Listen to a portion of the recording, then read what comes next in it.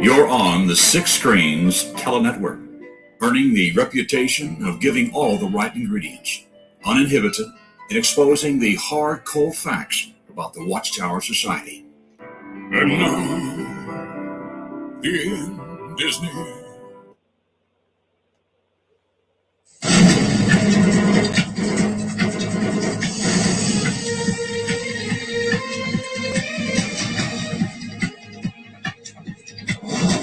Well, here it is, another Sunday afternoon up here in New England, and boy, is it beautiful.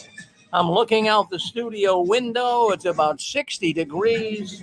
The leaves are turning, the wind is blowing, and the Six Screens is on today as usual, every other Sunday and every Saturday night.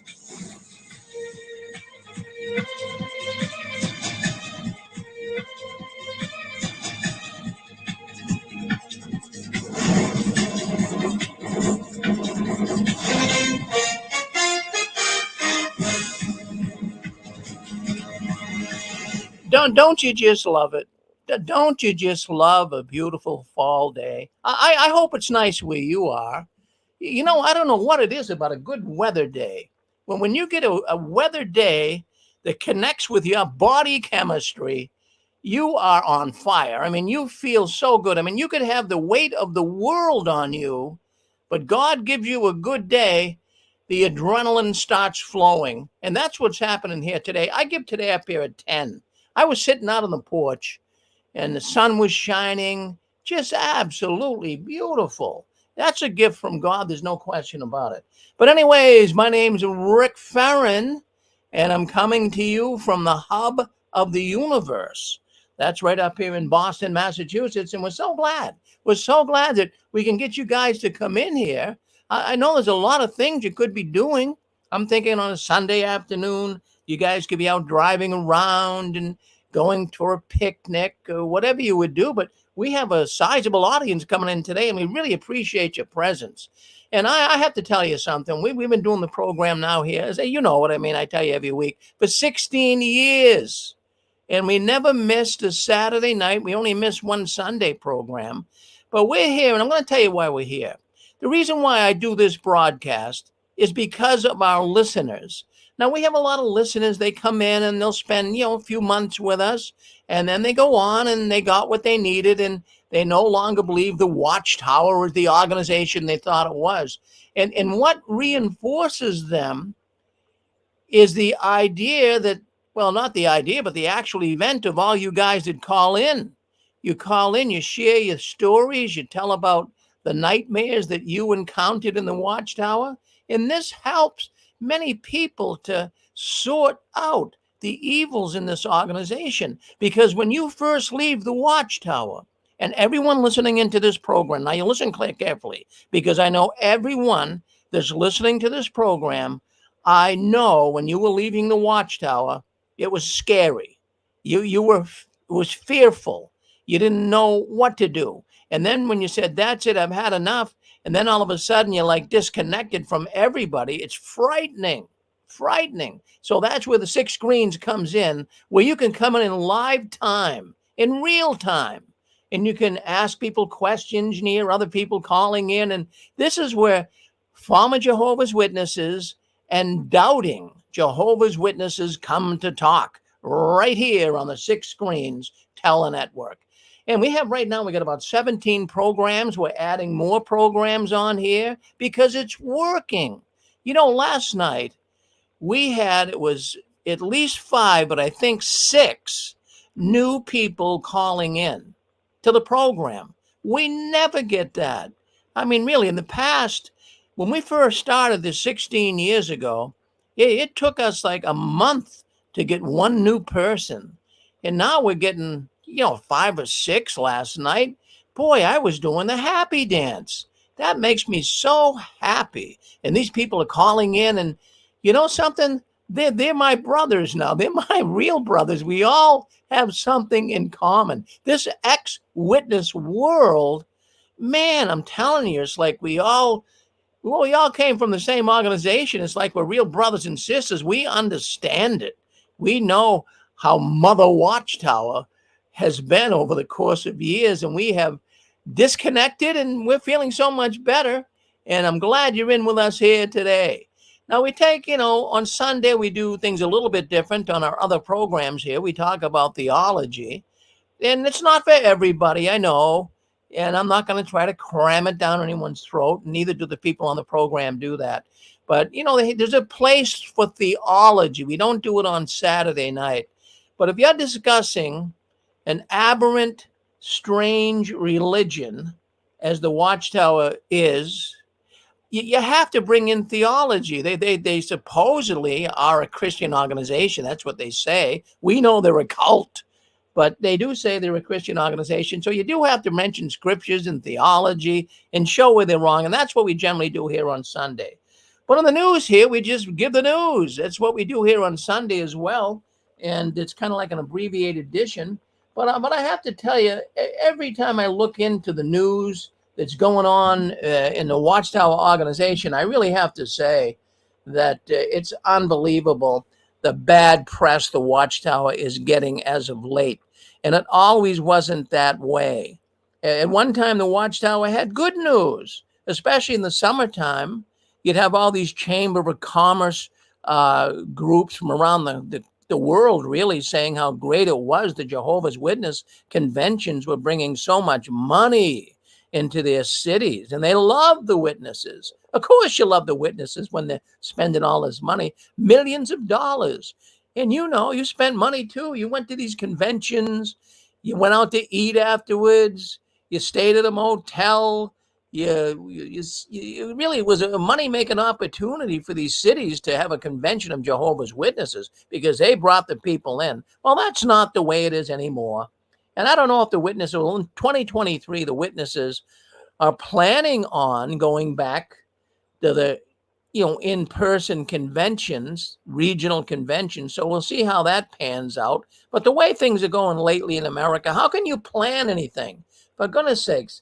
The COVID came in, that knocked everybody for a loop, still hasn't totally recovered. And now we have our president coming on the other day and saying that, it's very possible we could have some type of a nuclear attack. I mean, come on. How can you plan anything when you have, statements like this coming across the news? People were even saying to me, Rick, why don't you have another protest? Let's get another big protest going. My goodness, Rick, you could be the, be the organizer of it and get things going like we tried to do before, then COVID hit. But geez, you're scared to death to do anything. I almost lost my shirt last time. Geez, the hotel went out of business. I gave the money up front. I did get it back. But I mean, there was a lot of things going on. I'm saying, my goodness, this is all falling out of the basket here. But anyways, we might do that. We might do another protest soon. People have been writing me and asking me, Rick, can we do another protest? Can we do another protest? Well, we probably will. We'll see what happens. I'll know in the next few months if we can do it, because I like to do it. Plan for about a year from now, I think would be great. And we'll give it a shot. We'll see what happens. I'll announce it when we're ready to do it. Well, anyways, I wanted to just say that we talked about this last night, and I'll talk a little bit about it again today. The Watchtower is remaining pretty silent on Hurricane Ian. Yeah, I guess you can pronounce it either way. But Hurricane Ian, of course, hit the west coast of Florida, and I mean, massive devastation. So I was kind of concerned if Watchtower is saying much about it. Now, I did find one small little article on jw.org, and they talked about the hurricane, they talked about the damage, they talked about the loss of some kingdom halls, assembly halls, and some of the devastations to the brothers and sisters. But they didn't say too much about it. But what got me thinking about it is I saw a picture on YouTube. I think it was YouTube, yeah, that it was a yellow truck. I guess it was going down Route 95, I believe, out of New York down toward Florida. And it was a big yellow flatbed truck with a bunch of containers on the flatbed. And it said on the back of the truck, JW Relief, Disaster Relief, JW Disaster Relief. So they were going down. They had these boxes. So, that was good. I'm not picking on them.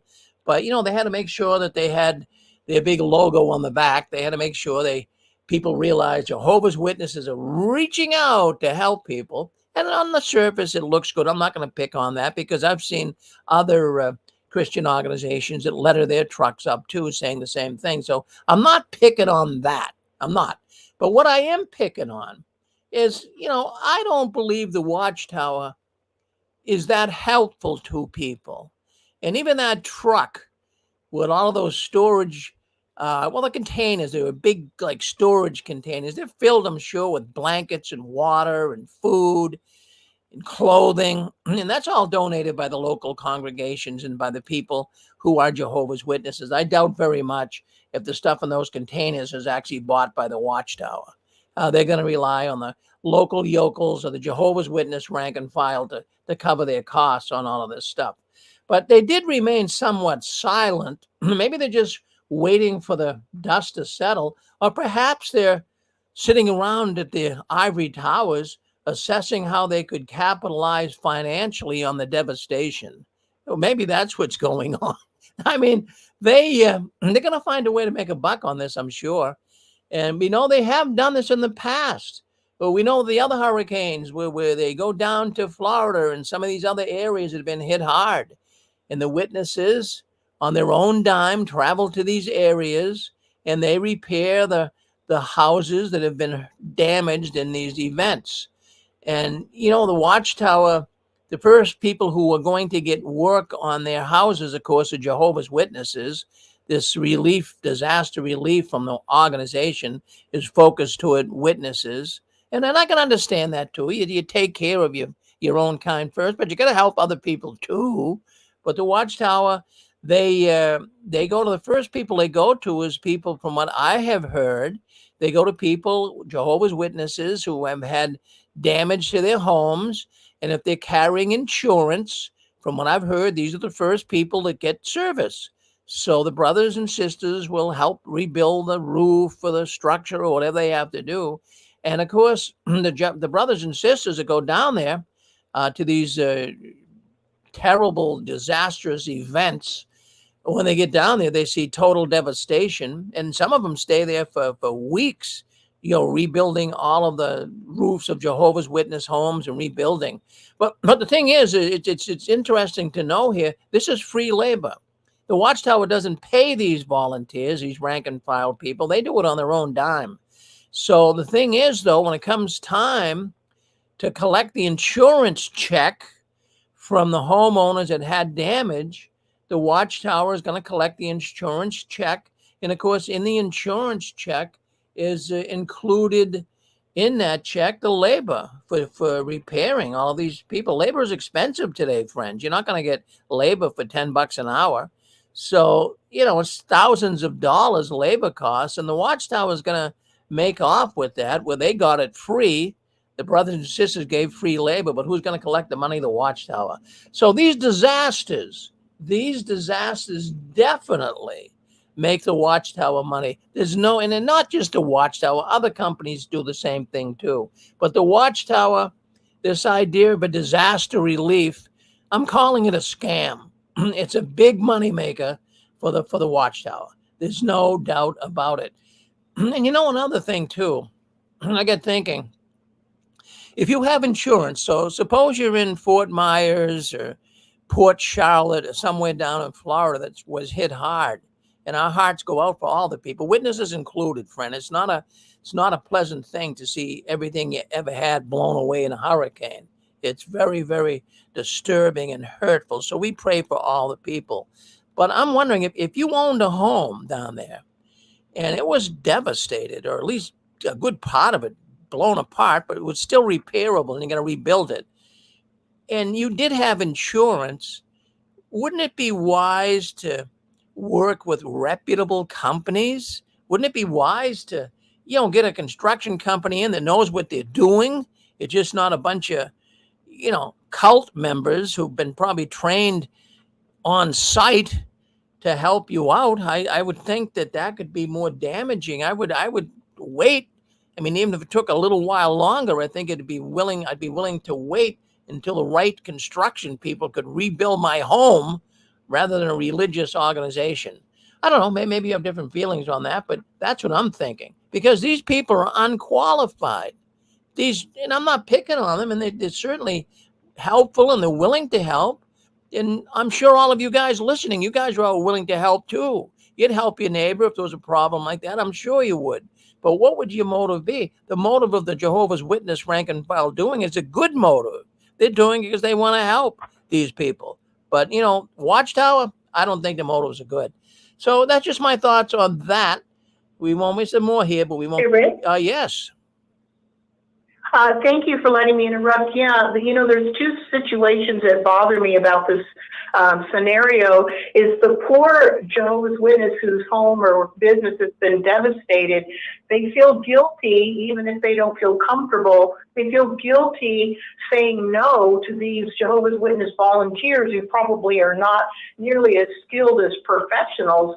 So probably against their better judgment, they feel like they have to say yes, or somehow they're disrespecting Jehovah.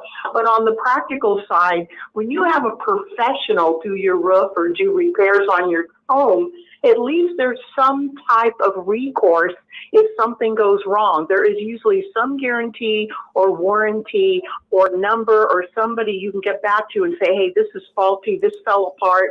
With the witnesses, if you get what you get, and too bad, and they still want that money when the insurance check comes in. Thank you, Rick. Well, you're absolutely right, Anne Marie. In fact, it could be shoddy work. Now, I'm not going to go on the record here to say that all Jehovah's Witnesses who are doing repair work are shoddy workmen. Some are. I mean, some are probably professional construction people. But I do remember the Kingdom Hall that we have right here in Wilmington, Massachusetts. I do remember that we had a quick build. And, of course, so we built the hall in three. It took about 3 or 4 days, but we got it done. And it was very fast. And everybody was running around like crazy trying to get this thing done quick. And when you're doing something quick like that, it just doesn't, something's going to go wrong. So that was in the summer. And then the winter came and I went into the men's room. And when I went in, there was an elder in there. And he was very concerned because the bathroom was so cold, the water pipes were freezing.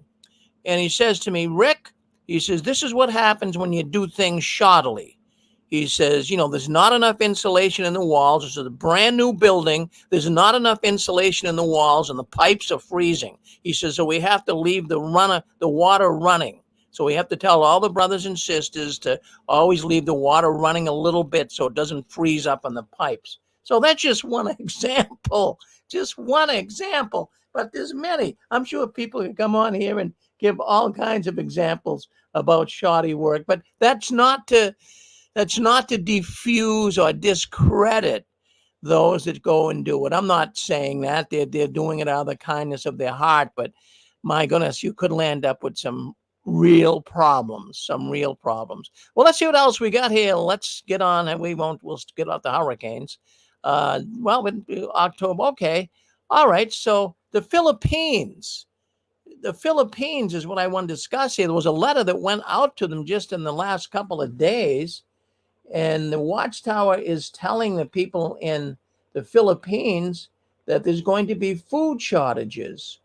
And they wanted to let the elders be aware of it.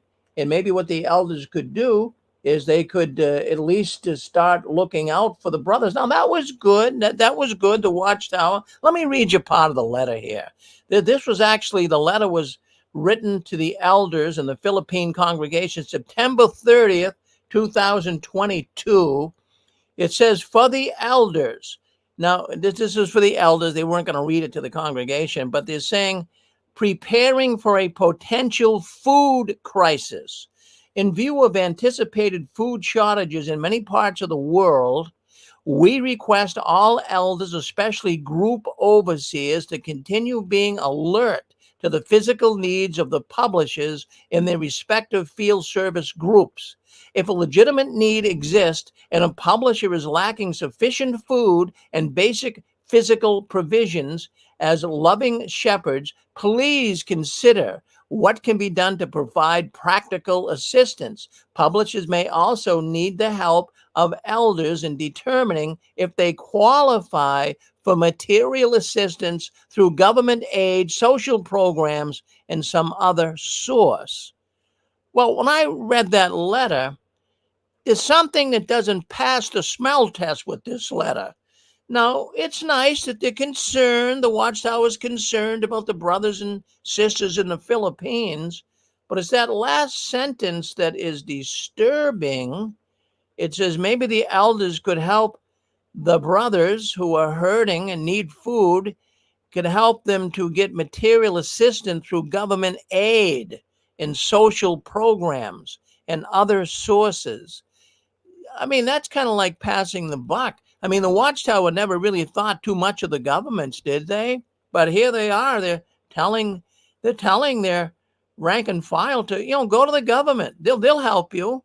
Well, can't you help them, Watchtower? You're a multi-billion-dollar organization. Could you help the poor people in the Philippines? What's it going to take? Geez, you could probably feed everybody on the island for $2 million.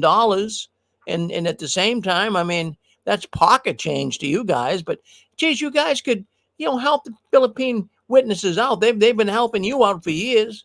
So what are you doing for them? Nothing. And that's what the Watchtower does. The Watchtower will always, if you get in trouble and you're falling through the cracks financially and you go to the Watchtower, then they're not going to give you any money out of their pocket. Maybe some of the local elders would. But they're going to tell you, get on social programs that will help you. And, I'm going to go on the record here to tell you, and many people have called into this program in 16 years. There's a lot of witnesses out there that are fakers. They're fakers. They pioneer under the auspices of they're disabled. Oh, I can't really go to work. So, the government, now I'm not condemning that at all. If a person's in need and needs something and help and can't do it and is falling through the cracks, I'm glad the government's there. But how many of these witnesses are taking advantage of the government? I'm sure they can go out and pioneer and, collect their check. That happens a lot. But just saying, I'm just saying, it's something that the more we talk about it here on the 6 screens, the more I'm absolutely convinced that we have a money-grubbing, deceitful, fraudulent organization known as the Watchtower. In 16 years of doing this program, never once, not even just once, because I put the word out, I would say, has anybody ever been helped by the World Organization of Jehovah's Witnesses, i.e. Watchtower? Has anybody ever been helped personally by them? And all I hear is crickets. Nothing. Nobody ever calls in and says they've been helped. Now, I know that there are people that have been helped by the local elders or even members of the congregation. I'm sure you've helped them too. Someone's fallen through the cracks, need 20, 30, 40, 50 bucks. You help them. We all did that. But and the elders do it. But the Watchtower, no. They don't do it at all. As a matter of fact, I'll tell you something. I'll never forget it. When I was living in Florida, and there were people falling through the cracks. Friends, there's always going to be job loss, sickness. It can create financial problem for people. And I remember a brother gave a talk. In fact, it was a presiding overseer. And I think it was a local needs talk. And he was talking, I'll tell you what he brought up that night. He was talking about, if your brothers and sisters are coming to you and they're in need of money, he says, if it's not a whole lot of money, he says, I got advice for you. He says, just give the person the money. Don't even loan it to them. Because what was happening is many brothers and sisters were short on funds, and they go to the brothers, hey, can you lend me 50 bucks? Can you lend me 100 bucks? I'll pay you next week. And then, they never get paid back. So then they go to the elder and say, Sister Smith, she owes me 50 bucks, and Brother Roberts, he owes me 100 bucks. But, they were getting so much of this that they had to have like a local needs talk saying, if you encounter another brother or sister that's having financial trouble and they ask you for a few bucks, just give it to them. Don't even loan it to them. Just give it to them. Then there'll be I thought that was good advice. Then there'll be no disgruntled witnesses, right? I thought that was darn good advice. And I've taken that advice right along. From time to time, people and what have you come up, hey, Rick, can I borrow a few bucks? the thing is, just give it to them. It's just a few bucks. Don't even expect to get it back, because it's just gonna ruin your friendship. Just give them the money. I mean, I'm not talking hundreds and hundreds of dollars, but geez, if a person needs $50 to buy some groceries, you can have it. Take it if you can afford it. So I'm just saying that. I'm just saying that, this is a problem, and the organization is not there to help. They're billion-dollar corporations, and they cannot be bothered to provide one penny. Now, a person called in last night. I believe it was Pixie, and she called in last night, and she brought up a good point. She says, "Oh, why the churches, they have food banks, they collect food." She says, "Why can't the Watchtower do that and put the food in the back room? And then people coming to the meeting that are having a hard time, they could go in the back room and, grab a can of corned beef hash, or maybe some string beans or potatoes or something. And, with all of the books that the Watchtower ordered to be destroyed and taken off the shelf, they got plenty of room, I'm sure, in the back room to put some food supplies. Wouldn't take a lot. And they could say to the brothers and sisters, if you're at the grocery store, and, pick up a can of beans or string beans or whatever and put in the back. Well, why can't the witnesses do that? Now, that would show something good. It's disgusting. They would never do that. No, that would be taking away from Jehovah's theocratic arrangement. We don't do that. We focus on spiritual food. We don't deal with physical food. I mean, you get some answer like that. So, I mean, doesn't it sadden you? Doesn't it sadden you? Do you like greedy people? Do you like a greedy company? Do you like scam artists? I mean, come on. I mean, you don't like any of that. And the Watchtower is kind of falling in all of those categories as of late. But who likes that? We all like to be treated fairly. We don't expect everything just to be handed to us either. But, I think we should be treated fairly. And I don't think the Watchtower, in fact, I know the Watchtower does not treat people fairly. All of the money you donate to them, all of the time and effort you spent in service, and they can't even, open up a little pantry for poor people in the back room. I hope maybe somebody's listening in the Watchtower organization and would do that. Could they bend the rules a little bit? Who knows? I would hope so. Okay, let's move on here. Let's see what else we got going. I'm going to bring this up because I think it deserves being brought up. The OSCE. It's an acronym. Well, what is it? OSCE. Well, it's the Organization for Security and Cooperation in Europe. Now, this is the world's largest regional security-oriented intergovernmental organization with observer status at the United Nations. In other words, it's a mini United Nations. They get involved in political affairs. They promote human rights, freedom of the press, freedom of fair elections, all of that in Europe.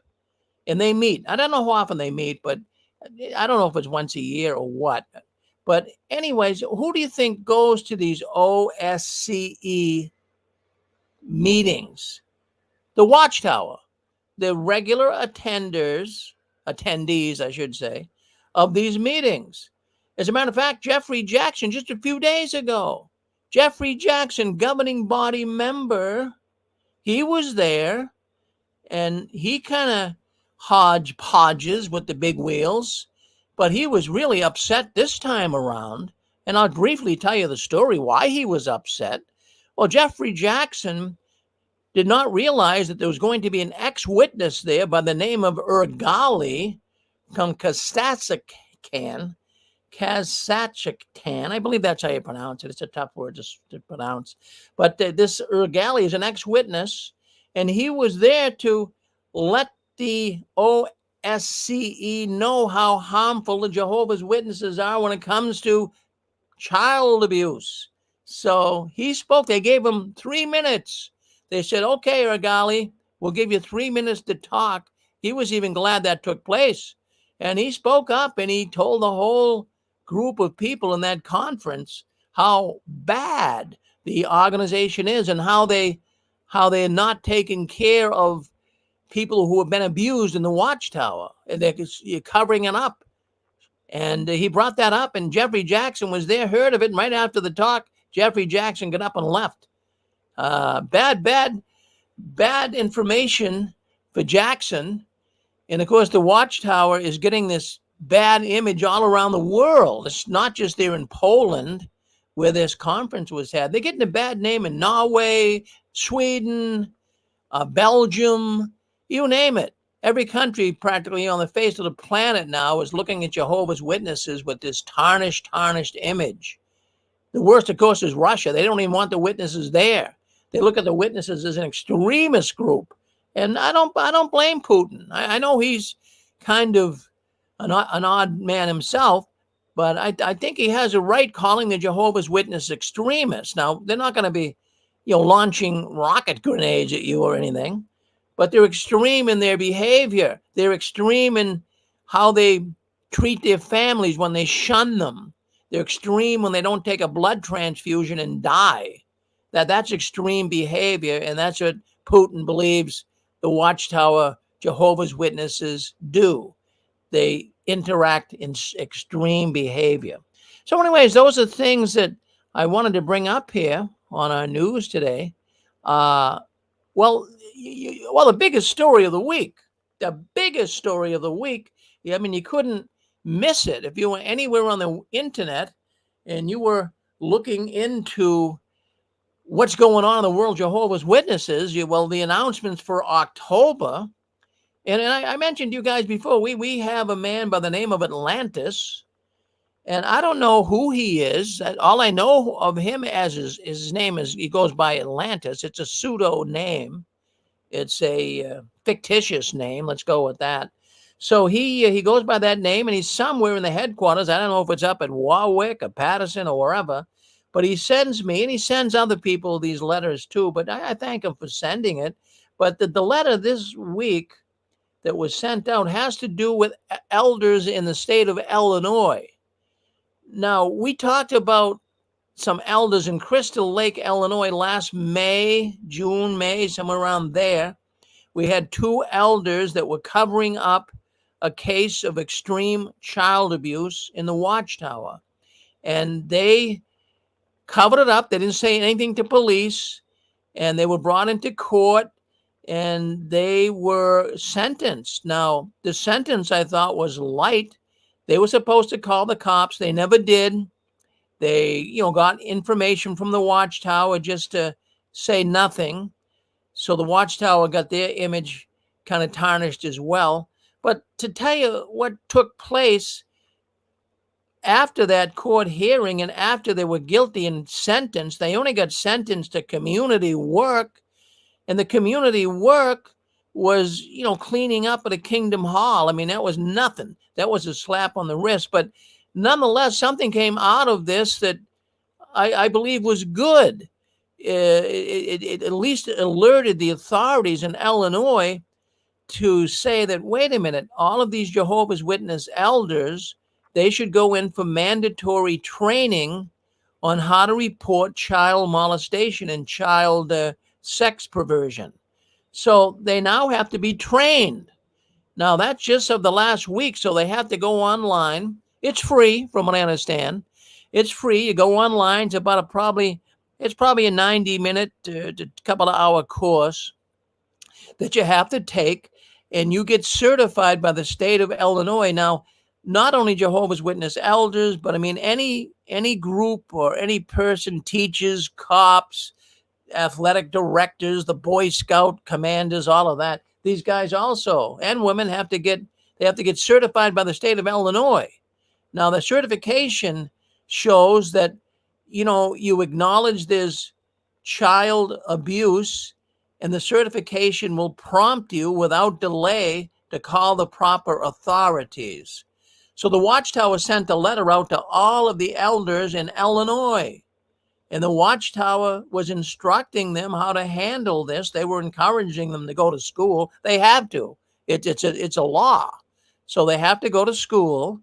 And also the Watchtower attached another letter, kind of like questions that elders might ask about the school. So the elders were asking, because one of the questions on the form to go to the school, one of the questions was, what organization do you represent?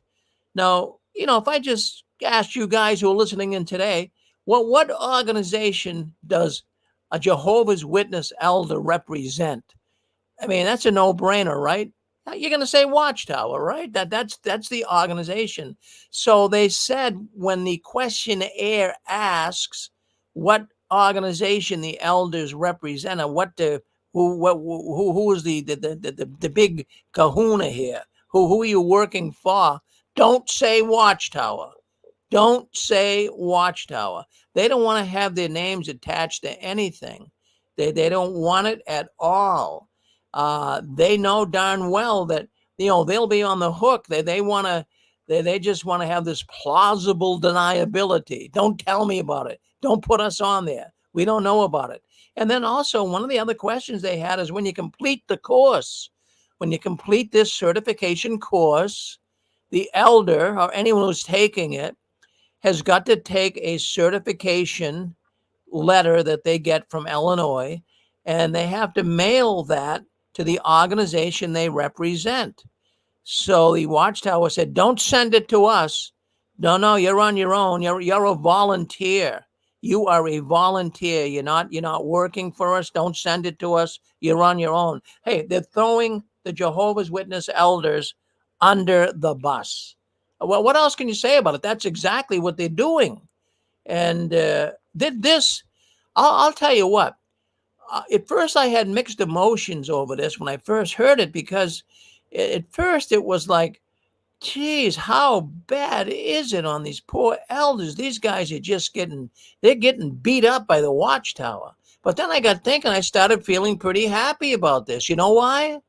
This is going to prompt many elders to say, that's it, pack my bags. I mean, don't you think for a second that you got the elders, that they got their wives, they're living with. Now the elder's going to go on, what are you doing, honey? What are you doing, honey? It looks like you're online. Are you answering? Well, I'm they might not want to tell her. But I'm taking a certification test online. Well, what's that all about, honey? Can you tell me about it? Oh yeah, well, the Watchtower, and well, let me see what it says. I mean, let me help you fill this out. And then when it says that you're a volunteer, in all of the efforts that an elder puts forth, they make shepherding calls, they give money to the Watchtower, they go out and field service and lead the groups. They do judicial counseling, committee hearings, and what have you, and you're just a volunteer. And then the wife's going to go, gee, honey, I smell a legal problem here. I do. I smell a legal problem. This might, did you run this by a lawyer? Or, what if something goes wrong? It says here this is a criminal offense if you don't report it to Illinois. And what if the Watchtower tells you not to report it, and Illinois says to report it, and then they find out you didn't do it, you're going to jail. So, this is going to create some issues with elders and their wives. There's going to be a lot of elders stepping down, but this might now be the first of many of these certification online tests that will be given around the country for elders. And I wish every state would do it. And I think most states do it, but they just don't push it on the Jehovah's Witnesses. But they should. And I'm glad Illinois is doing it. Maybe the other states will follow suit. This could be detrimental. This could really create many elders stepping down, saying, that's it, I don't want to be an elder anymore. Let's hope that happens. As a matter of fact, you can see it right there. Criminal Code 2012 is what they're calling it. Criminal Code 2012. Now, what would that criminal code include? Well, that criminal code is now considered a felony, a class 4 felony. And you you will be. If you fail to report, you're going to prison. Hey, would you want to be an elder? Well, Hey, Rick? yes. You know, can you also imagine, we were talking last night when you were discussing this subject, you know, it's not the governing body who give the elders the orders to do and not do as they are told to do and not do. If any of these elders was ever caught by the authorities of validating that particular mandate for Illinois, can you imagine them being arrested? Can you imagine them being in the front page of the paper and their family being shamed? And the poor elder who's juggling between serving Jehovah and obeying the governing body and, you know, trying to do the right thing, he's caught between a hard rock and a rock and a hard place. These poor elders, as you said, I believe if they have a brain, they're going to be smart and step down and want no part of this. Thank you, Rick. Well, you're absolutely right. This could really, this is going to be very damaging to the Watchtower. And, you know, I'm not just kind of looking for exaggerated terms here. I'm not trying to embellish anything, friends. This is probably, well, I'll tell you what, we talk about a lot of things here on the 6 screens, but this has to get attention. This is going to create some real problems for the Watchtower. Well, let's move on. Let's see what else is going on behind the curtains. We had a lot going on this week. Had a good program last night. Lots of people calling in, new ones calling in too, which is always good. You know, I don't know if you guys read the daily text still. I hope you don't. But I come across it once in a while. So I came across the daily text for Jehovah's Witnesses. They do a daily text reading, right? You remember that? You had the little daily text booklet that every morning, you know, if you're a real loyal witness, you'd break out the textbook and you'd read it to your family during breakfast. Oh, my goodness. I'm glad those days are over. But anyways, the October 5th daily text reading, it kind of is showing Geoffery Jackson, who was a governing body member, it's showing him up as a big fat liar. Yeah, that's what it's doing, because the text is actually dealing with well, let me put it this way. Let me see how I can word this. Remember when Geoffery Jackson, well, let me play the clip. So you get the real gist of what's going on here. Let me just share this for you guys. I'm going to get it on my screen. I want you to hear what Geoffery Jackson had to say at the Royal Commission in Australia about his position on the governing body. So let me see if I can't get that up for you guys to see it. And let me just get to the right YouTube clip here. All right, here we go right here. We're going to play Geoffery Jackson, and I'm going to share this with you. You'll hear it, and you'll like it, I'm sure. So let me just unmute him. Let's get him nice and big here, and let's play it. You were appointed as a member of the governing body of the Jehovah's Witnesses. That is correct. How are the decisions made, by which I mean, are they made only by consensus or by majority, or is there some other system you adopt? Ahead of time, each governing body member, with his prayer, by means of prayer and reading the Bible, then tries to see how the Bible would affect any particular decision. So then in our discussion, generally from my experience, which has only just been the last 10 years, in most cases it's unanimous. And if it's not, then it would be carried by majority, etc. That is the case. So Matthew 24 verses 45 and 46, and this is how the governing body views their role, what they try to do. Do you, as members of the governing body, regard yourselves as being appointed by Jehovah God or under the capacity or authority of Jehovah God? What we view ourselves as fellow workers with our brothers and sisters. We have been given a responsibility to guard or be guardians of doctrine. So just the same with elders are referred to as being appointed by Holy Spirit. As you're probably aware, we believe that means that when an elder is in harmony with what the Bible says is required of an elder, then he is appointed by Holy Spirit. So So the same is true with the governing body. and do you see yourselves as Jehovah God's spokespeople on earth? That I think would seem to be quite presumptuous to say that we are the only spokesperson that God is using. The scriptures clearly show that someone can act in harmony with God's Spirit in giving comfort. Well, did you catch that? Did you catch that? Well, I caught it. Now, this is where I caught him in a lie. And I'm glad you had a chance to, let me go back to my stream here. I'm glad you had a chance to hear him. That was at the Australia Royal Commission. Now, he was asked by the prosecutor there, he was asked if he considers himself, or the governing body considers themselves, to be the only organization in essence that's being used by God. Well, that would be presumptuous, he said. But it wasn't that. I mean, the daily text, now he's a governing body member. He must read the daily text. So the daily text for October 5th, 2022, just a few days ago, that daily text was saying that God's organization is the only true channel of truth. They're the only ones that have truth, and you have to follow them.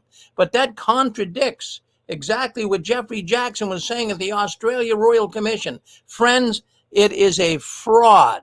And these guys will lie right to your face. And even they should get him for perjury. They should call him back to Australia and say, you know, Jackson, you did not tell us the truth. But they get away with murder. But I thought I wanted to play that for you. So there you have it. Oh, my goodness. I can't believe some of the stuff that goes on. How is it that, I mean, I was a witness for 50 years, and sometimes I wonder how I could ever have stayed in that organization for 50 years, seeing now how corrupt it was. Well, we got a few minutes left. If anyone has anything to say at all, come on, say hello to us. We got about 5 minutes here. If you want to say something, you're listening into the news today, go ahead. Let's open up the lines and go ahead and say whatever you want to say. You're on with us. Go ahead. Well, we do have the phone systems. Go ahead. Rick? Yes. Hi, Rick. It's Constance. I wanted to say hello to you and everybody this morning. Well, thank you. And yes, it's always great to hear you and everybody else. I was going to say, with regards to Geoffery Jackson, I appreciate you bringing that to everyone's attention because, you know, sometimes you'll hear people that are JWs saying that, oh, the apostates made that all up, with regards to the Australian Royal Commission. But, you know, that's what he said himself. So, yeah, he is a big hypocrite. And yes, he did lie. And if people really pay attention to what he said, hopefully it really opens up their eyes to realize, how fraudulent this organization is. And it is full of a bunch of lies, Rick. The other thing I wanted to say was in reference to the elders in Illinois. It made me think of Susan because I know Susan had lived in Illinois for some time. And I would love to see, all the different states crack down with regards to child abuse and having all the elders report that. And if not, it definitely is a felony. What I'm hearing, Rick, with regards to your report there, I really hope that it opens up some of the, if not all, the JW elders, because Watchtower is just, when I say Watchtower, I mean the GB, they're just throwing those elders under the bus. And we know there are a lot of elders that are really good people. They're just, they need to really just sort of wake up and realize how Watchtower is just using them as a pawn and as a scapegoat with regards to all this, Rick. So, yeah, great news reports, and I just wanted to say thank you. And it was wonderful that about 5 or 6 new people chimed in last night, Rick. How exciting is that? Oh, very exciting. In fact, I know you were here 3 weeks ago. Boy, I'll tell you what, I'm looking out my little window here, And it's so beautiful here today, Constance. The trees are starting to turn. You would have loved it if you hung around for 3 weeks more. And they look so beautiful. Oh. Yeah. Yeah. So Hey, I'll take a hey, pic. Rick. I'll take a picture and send it to you. Yeah, go ahead. Yeah, Hey, what's on Rick, deck? I just Hey. want to touch on the point that you brought up a little bit earlier. When I was helping build the Kingdom Hall in Drake, one of the brothers said to me, "Brother Borgie, do you know how to tile?" I said, "No, I've never done it." He said, "Well, the instructions are in the box."